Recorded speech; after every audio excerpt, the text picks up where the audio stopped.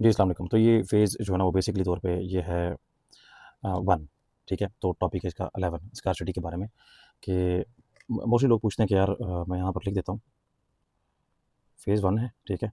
और उसके बाद जो है ना ये जो है ना स्कार्सिटी के बारे में जो है ना ताकि आपको यहाँ पर जो है ना क्लियर हो जाए और 21 मिलियन का मतलब क्या है? देखें, मैं आपको एक एग्ज़ाम्पल देता हूँ। मान लो सोचो अगर आपको कल को गवर्नमेंट अनाउंस कर दे कि वो जो है ना अनलिमिटेड जो है ना गोल्ड प्रिंट कर सकती है, तो गोल्ड की वैल्यू क्या रहेगी? ऑलमोस्ट यहाँ पर 0, ठीक है? अब यही एग्ज़ैक्टली वो जो चीज़ है, बिटकॉइन को गोल्ड से भी ज़्यादा पावरफुल बनाती है। उसकी वजह क्या है? वो मैं आपको थोड़ी देर में एक्सप्लेन करूँगा। तो इस चीज़ को हम अगर देखें कि अगर हम बात करें कि एक ऐसे कांसेप्ट की जो बिटकॉइन की पूरी वैल्यू की एक बेस है। अब देखो स्कार्सिटी मैंने आपको बताया ना कि 21 मिलियन का वो मैजिक नंबर जो दुनिया के हर इकोनॉमिक्स को सोचने पर मजबूर कर देता है।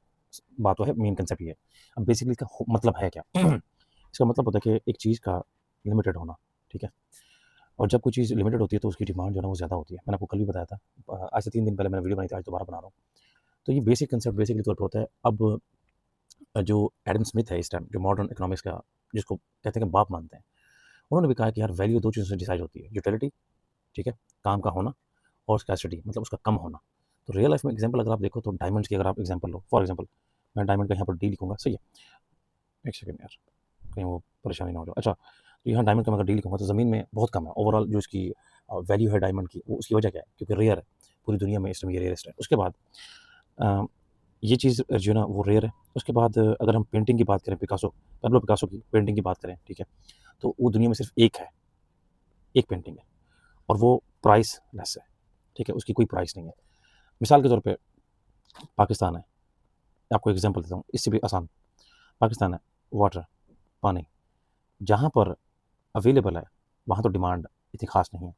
जहाँ पर अवेलेबल नहीं है, मैं शॉर्टकट में बता रहा हूँ, तो वहाँ पर डिमांड वो डबल से भी ज़्यादा है, मतलब एक जो रिक्वायर्ड होती है।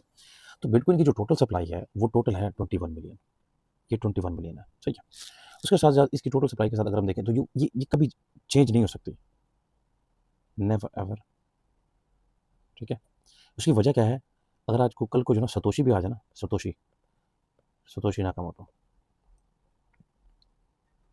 एग्ज़ाम्पल के तौर पे अगर वो भी आ जाए तो वो भी इसको इसको वो चेंज नहीं कर सकता, ठीक हो गया? तो मैं टोटल आपको सप्लाई बताता हूँ, यहाँ पर लिखता हूँ, बीटीसी टोटल, यहाँ पर जो है ना मैं आपको सप्लाई लिख कर देता हूँ, ठीक है? तो उसकी कितनी है, मैं आपको पहले बताता हूँ। जो यहाँ पर मिसाल के तौर पे ऑलरेडी माइन हो चुकी है ना, ऑलरेडी माइनर, वो कितनी है, वो मैं आपको टोटल बताता हूँ, 19.7 मिलियन, ठीक है?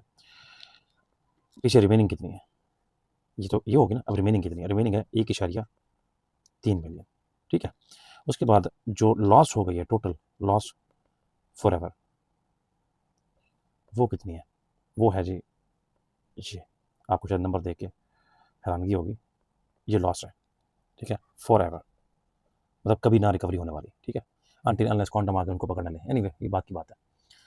उसके साथ अगर मैं बताऊँ इंटरेस्टिंग फैक्ट, ये देखिए हर चीज़ को समझने का एक अंदाज़ होता है बंदे का। तो मैंने चीज़ों को थोड़ा-सा ना अपग्रेड किया और मैंने चीज़ों को जो है ना प्रॉपर्ली देखा कि मार्केट में हमें इन चीज़ों को समझने के लिए हमारे पास एक प्लान होना चाहिए।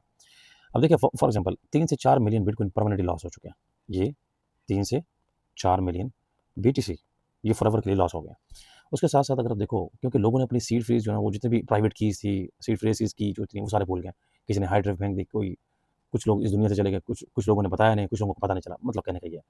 अब रही बात सतोशी की, सतोशी नाकामोटो, हम इसकी बात करा करें करके हैं। बिटकॉइन का ये क्रिएटर है, जिसने बिटकॉइन बनाया।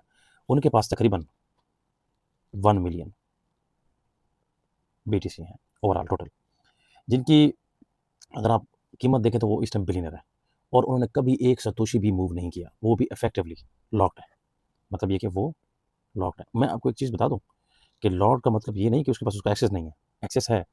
मेरा ये मानना है जिस दिन भी एक बिटकॉइन या एक सतोशी भी वहाँ से हिला ना, तो पूरी मार्केट कोलैप्स कर जाएगी। एनीवे क्योंकि ट्रस्ट इसी चीज़ पे बना हुआ है। मतलब प्रैक्टिकली अगर अवेलेबल देखें तो 14 से 15 मिलियन के करीब है। टोटल इंसान कितने हैं? 8 बिलियन। आप बात को समझने की कोशिश, ये बहुत क्रूशियल टॉपिक है, ताकि आपको समझ में आए। ये 14 से 15 मिलियन है टोटल और दुनिया में आबादी कितनी है? 8 बिलियन की। बी लिख रहा हूँ बिलियन का। तो ज़रा सोचो दुनिया में बिलियनर की जो गिनती है ओवरऑल अगर हम देखें तो 2700 प्लस है। इस टाइम पूरी दुनिया में जो बिलियनर की लिस्ट है ना, जो लोग हैं, वो 2700 से ज़्यादा है, 2700 से ज़्यादा लोग हैं जिनकी बिलियनर की लिस्ट है। अगर हर बिलियनर को सिर्फ एक पूरा बिटकॉइन खरीदना पड़े फॉर एग्जाम्पल, तो भी सबके लिए इनाफ नहीं है, क्योंकि 21 मिलियन में से अगर हम देखें 3-4 मिलियन जो है वो लॉस्ट हैं, अगर सतोशी वापस ना भी आए, एक एग्जाम्पल के तौर पे, तो मैं समझता हूँ कि 1 मिलियन सतोशी के पास है। अब वो तो ज़ाहिर बात है उसको हिलाने वाला नहीं वहाँ से।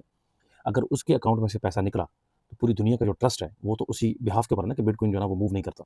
बिटकॉइन जो है ना इसी ट्रस्ट के ऊपर है। तो प्रैक्टिकली इस टाइम जो हमारे पास अवेलेबल है, जो आम जनता का हो, आम आवाम का हो, उनके पास सिर्फ और सिर्फ 16 मिलियन जो है ना वो बीटीसी है। ठीक है, ये टोटल 16 मिलियन बीटीसी है जो अवेलेबल है। अब आप कंपैरिजन करो ज़रा। अब कंपैरिजन किस चीज़ का है जी? गोल्ड वर्सेस बिटकॉइन का। ये सॉरी, यहाँ पर मैं बिटकॉइन लिख देता हूँ। हाँ, यहाँ पर ऐसे, ठीक है। यहाँ पर लिखता हूँ मैं बीटीसी, यहाँ लाइन खींचते हैं, यहाँ पर लिखता हूँ मैं गोल्ड, ठीक है। तो अब ये इसके अंदर मैं कंपैरिजन करने की कोशिश, लेकिन टोटल इस टाइम सप्लाई जो है ओवरऑल जो पूरी दुनिया में गोल्ड की, वो अननोन है। माइन भी हो सकता है और वो फाउंड भी हो सकता है, जो भी है, मतलब उसकी सप्लाई का कोई अंदाज़ा नहीं है, ठीक है, ओवरऑल।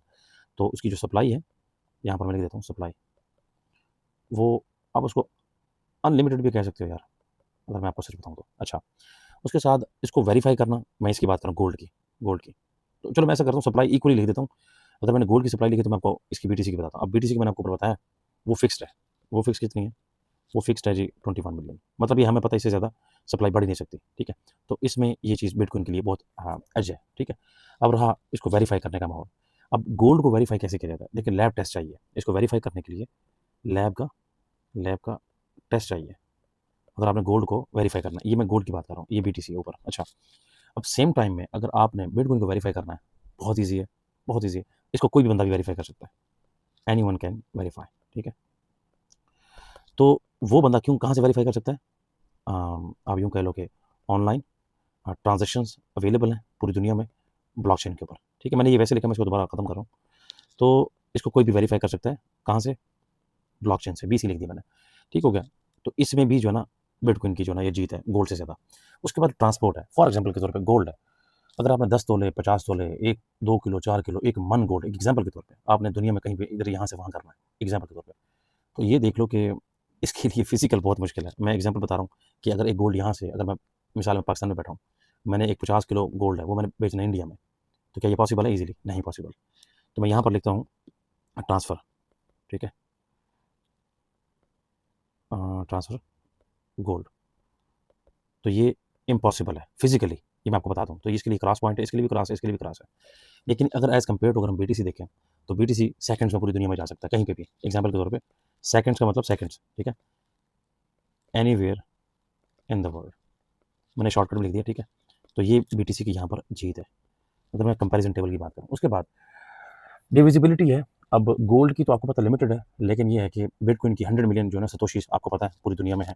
तो सप्लाई कंट्रोल है, कोई नहीं जानता। ये जो गोल्ड की है, इसका मैंने आपको बताया पर सप्लाई अनलिमिटेड है। इसका जो कंट्रोल है, दुनिया में कोई नहीं जानता कि कितना है और क्या है और कैसे होगा सप्लाई का कंट्रोल। मैनिपुलेशन बहुत हद से ज़्यादा है, ठीक है।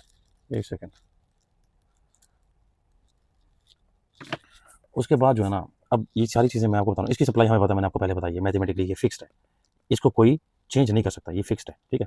तो इसमें भी बीटीसी जीता। तो ओवरऑल अगर कंपैरिजन करें तो बीटीसी की क्या एक डिफरेंट दुनिया है, ठीक है। अब दुनिया आपको पता डिजिटल है, और आपको बता दूं कि आने वाले दौर में जब एआई आएगी और एआई ने अगर कोई चीज़ दुनिया में चीपेस्ट, अगर कोई बंदा उससे सवाल पूछेगा कि मैंने कोई चीज़ पैसे भेजने हैं किसी भी जगह पे, तो वो सारी बातें गोल्ड को थोड़ी एक्सेप्ट करेगा, वो डिजिटल करेंसी को करेगा। और दुनिया में जो डिजिटल करेंसी वो होगी जो हाईली ट्रस्टेड होगी। अब गोल्ड की सप्लाई हर साल 1.2 1.5% तक वो बढ़ती रहती है, लेकिन बिटकॉइन की सप्लाई फिक्स्ड है। अब 2140, मतलब अब तब तक तो हम जिंदा नहीं होंगे, लेकिन 2140 तक पूरे जो 21 मिलियन माइन हो चुके होंगे बीटीसी, ठीक है। और एक भी नया बिटकॉइन एग्जिस्ट नहीं करेगा। ये एक ऐसा सिस्टम है जो पूरी दुनिया में एक, आप ये देख लो कि मनी की एवोल्यूशन है ये, मतलब इसका कोई कंपैरिजन ही नहीं है। आने वाले टाइम में क्या होगा, बट फिलहाल इस करेंसी का कोई कंपैरिजन नहीं है। नोट्स, जो फिजिकल नोट, उनकी कोई कदर नहीं है इसके सामने। गोल्ड इसके सामने कुछ नहीं है। आज गोल्ड की वर्थ है कि 31 ट्रिलियन डॉलर की मार्केट कैप है उसका। लेकिन अगर बिटकॉइन का मार्केट कैप देखो तो आज वो सिर्फ और सिर्फ 1.5 ट्रिलियन डॉलर का, जो कि अपने ऑल टाइम हाई 3 ट्रिलियन से नीचे आया हुआ है। लेकिन आने वाले टाइम में ये इसको फ्लिप कर जाएगा जब दुनिया इसको इवॉल्व करेगी। एनीवे, सो ये मेरा आपको पॉइंट है बताने का सारा, कि मैं आपको यहाँ पर बाकायदा लिख देता हूँ कि आपको ये सारी चीज़ें पता हो कि ये 2140 तक जितने भी बीटीसी हैं उसकी जो सप्लाई है, ठीक है, वो ख़त्म हो चुकी होगी, मतलब माइन हो चुकी होगी। तो सब लोग उसके मालिक होंगे, ठीक है। तब तक आज से मैं ठीक बात कर रहा हूँ, 100, 120, 125, 30 साल बाद की। तो बहरहाल ज़ाहिर बात है तब तो होंगे, तब तक होंगे नहीं हम। एक और रियलिटी है। बहरहाल, तो पाकिस्तान में अगर आप रुपए की सप्लाई देखते हैं ना, फॉर एग्जांपल 2018 में सर्कुलेशन में रफली 4 ट्रिलियन रुपए था, 2023 में ये रफली 9 ट्रिलियन से ऊपर हो गया। तो रिजल्ट इन्फ्लेशन, महंगाई, आपकी सेविंग की वैल्यू घट गई, बैंक में आपके पैसे पड़े थे वो कम हो गए। लेकिन बिटकॉइन के साथ ये कभी नहीं हो सकता, क्योंकि कोड में लिखा है कि 21 मिलियन फाइनल डन है। कोई पीएम नहीं है, कोई इसका मिनिस्टर नहीं है, कोई आईएमएफ नहीं है, कोई प्रेसिडेंट नहीं है, कोई बदल नहीं सकता, कोई तोड़ नहीं सकता, कोई हैक नहीं कर सकता। हाँ, क्वांटम कंप्यूटर अगर कल को आता है तो उसकी एक डिफरेंट सिनेरियो है, लेकिन क्वांटम कंप्यूटर जो है इस टाइम वो उसके ऊपर भी काम ऑलरेडी हो रहा है। ठीक है, तो रही बात इन्वेस्टमेंट एंगल की, तो देखें आप माइकल सेलर को देख लें, माइक्रो स्ट्रेटजी के जो सीईओ है, दुनिया का सबसे ज़्यादा बिटकॉइन रखने वाला पब्लिकली नॉन इन्वेस्टर है, उनमें से एक है वो। और बिटकॉइन की यकीन करें, उसने अपनी दफ्तर की कुर्सियां तक बेच दी बिटकॉइन को बाय करने के लिए। उसका ये ट्रस्ट है, और ये आने वाले टाइम में ट्रिलियनर बनेगा, क्योंकि लोग उस पर ट्रस्ट नहीं करते थे शुरू में, लेकिन आज उसके पास आज भी बिलियंस ऑफ डॉलर के प्रॉफिट में है। इवन दैट मार्केट जो है ना इस टाइम क्रैश में है, लेकिन स्टिल आप अडॉप्ट करो, इवॉल्व करो। बट एनीवे, तो मेरा जो यहाँ पर पॉइंट ये है कि जो आपको चीज़ें याद रखनी है कि 21 मिलियन की सप्लाई है टोटल। बस ये 2 चीज़ें फिर मैं बंद कर रहा हूँ वीडियो। 21 मिलियन की सप्लाई है, ठीक है। 3 से 4 मिलियन जो है ना वो टोटल यहाँ पर आपकी जो वो है, वो ऑलरेडी आपको मैंने बताया कि वो लॉस्ट है फॉरएवर, उसका कोई हल नहीं है। उसके बाद सप्लाई कभी नहीं बदलेगी, ठीक है। Supply can never be change. पर उसके बाद आखिरी चीज़ है कि डिमांड, जो सबसे इंपॉर्टेंट चीज़ है, ये कभी ख़त्म नहीं हो सकती। डिमांड हमेशा वो यूँ करो बढ़ती रहेगी, ठीक है। तो ये कॉम्बिनेशन है fix supply versus growing demand की, तो ये बिटकॉइन की वैल्यू का कोर इंजन है। तो बहरहाल अगले टॉपिक में माइनिंग के बारे में सीखेंगे कि 21 मिलियन जो बिटकॉइन आते कहाँ से हैं, और कौन नया बिटकॉइन कैसे बनता है, और वो भी इक्वली इंटरेस्टिंग है। तो इंशाल्लाह नेक्स्ट वीडियो में मुलाकात होगी, ठीक है। तब तक के लिए अल्लाह हाफ़िज़।